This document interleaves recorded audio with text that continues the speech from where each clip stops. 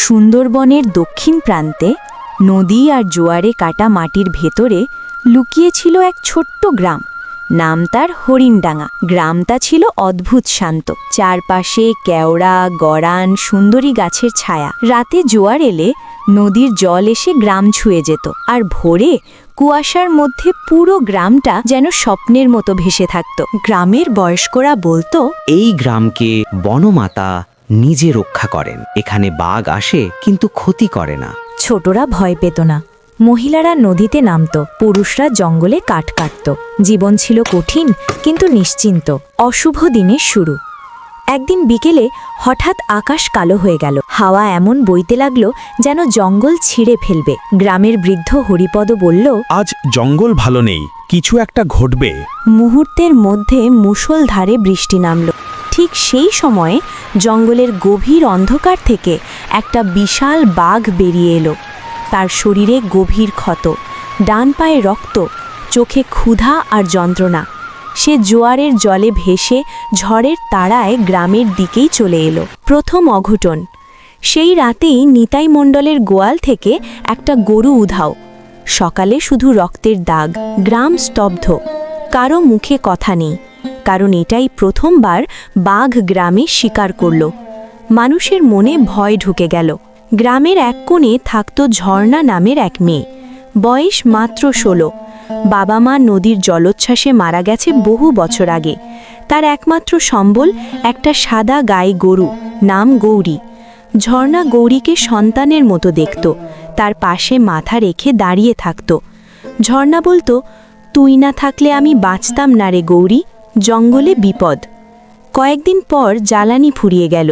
ঝর্ণা বাধ্য হয়ে গৌরীকে নিয়ে জঙ্গলের ধারে গেল। ঘাসে ভরা একটা জায়গায় গৌরীকে রেখে সে কাঠ তুলতে লাগলো। হঠাৎ জঙ্গল কেঁপে উঠল। একটা গর্জন, মাটি কাঁপানো গর্জন। ঝর্ণা ঘুরে দাঁড়াতেই দেখল সেই বাঘ তার দিকে এগিয়ে আসছে। তার গলা দিয়ে শব্দ বেরোলো না। বাঘটা ঝাঁপ দিতে যাচ্ছিল। ঠিক তখনই গৌরী দৌড়ে এসে তার শিং দিয়ে বাঘটাকে আঘাত করল। বাঘটা ছিটকে পড়ে গেল। ঝর্ণা চিৎকার করল। গ্রামবাসী মশাল নিয়ে ছুটে এলো। বাঘ পালালো, কিন্তু গৌরী পড়ে রইল। ঝর্ণা গৌরীর মাথা কোলে নিয়ে কাঁদতে লাগল। আমাকে বাঁচাতে তুই চলে গেলি রে। রহস্যময় রক্ষক। সেদিনের পর থেকে অদ্ভুত ঘটনা শুরু হলো। যখনই বাঘ কারোর ওপর ঝাঁপাতো, ঝোপ থেকে সাদা কুয়াশার মতো একটা ছায়া বেরোতো। বাঘ ভয় পেয়ে পালাতো। কেউ দেখত গরুর মতো অবয়ব, কেউ দেখত আলো, কেউ শুনত মৃদু হাম্বা ডাক। গ্রামে গুজব ছড়ালো, গৌরী মরেনি, সে এখন জঙ্গলের রক্ষক। চূড়ান্ত রাত। এক পূর্ণিমা রাতে ক্ষুধার্ত বাঘটা শেষবারের মতো গ্রামে ঢুকল। সে সরাসরি ঝর্ণার বাড়ির সামনে এলো। ঝর্ণা তখন গৌরীর ছোট বাছুরটাকে খাওয়াচ্ছিল। বাছুরটা হঠাৎ ভয় পেয়ে ডাকতে লাগলো। ঝর্ণা বাইরে এসে দেখল বাঘ দাঁড়িয়ে আছে, চোখে আগুন। ঝর্ণার বুক কেঁপে উঠল, কিন্তু সে পালালো না। সে বাছুরটার সামনে গিয়ে দাঁড়ালো, চোখ বন্ধ করে বলল, আজ আমিই মরব, কিন্তু ওকে ছুঁতে দেব না। বাঘটা তার দিকে এগিয়ে গেল।